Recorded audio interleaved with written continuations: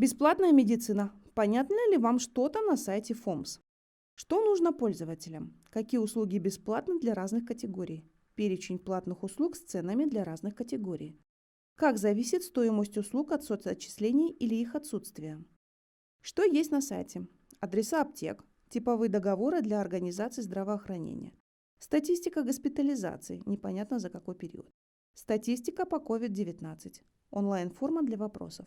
Бюджет за 2018-2020 годы.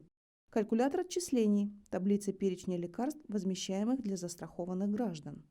Контакты медцентров для льготного гемодиализа. Чего на сайте не хватает? Ответов на основные вопросы пользователей. Удобной структуры. Нужную информацию сложно найти. Работающего калькулятора, чтобы понять, сколько гражданин отчислил налогов на медицинское страхование. В целом вообще непонятно, что мы можем получить за наши налоги, где и как.